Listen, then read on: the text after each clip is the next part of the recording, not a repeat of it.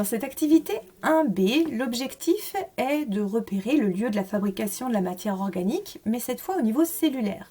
Il va donc falloir utiliser un microscope. Nous avons en notre possession des élodées qui sont des plantes aquatiques dont les feuilles sont extrêmement fines et qui permettent de les observer par transparence. On utilise, comme pour l'activité 1A, le réactif que l'on appelle eau iodée ou Lugol, qui va réagir avec la matière organique de type amidon pour pouvoir vérifier si effectivement la zone, les structures qui vont être capables de fabriquer cet amidon.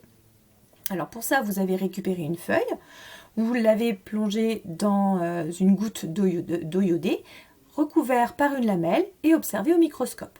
Je suis ensuite passée vérifier votre mise au point et éventuellement vous aider à utiliser le microscope et à regarder les structures qu'il fallait identifier. Vous avez donc observé au microscope les cellules de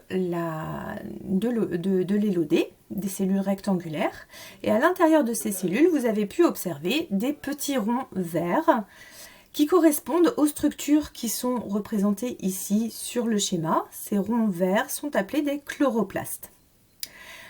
Certains d'entre eux avaient pu être colorés en marron un peu plus foncé, rarement noir, et vous aviez rarement tous les points qui étaient devenus marron comme on l'observe ici sur cette deuxième photo.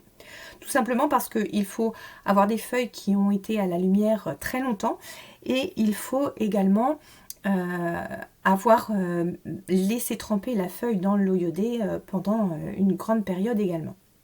Donc souvent vous aviez seulement quelques points parmi les points verts qui étaient devenus marron violacé.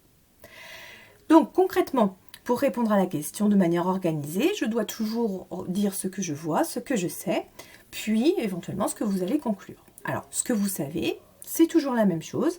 L'amidon va colorer l'eau iodée en violet. Donc si on observe une structure violette, c'est qu'il y a de la matière organique. Ici, on sait que les petits ronds que l'on a observés au microscope s'appellent des chloroplastes. Ce que l'on voit, c'est que ce sont ces petits ronds observés au microscope qui sont devenus violets. Toute la cellule n'est pas violette, seulement les petits ronds le sont devenus. Conclusion de tout ça, c'est que la matière organique est donc fabriquée à l'intérieur de ces petits ronds que l'on appelle des chloroplastes.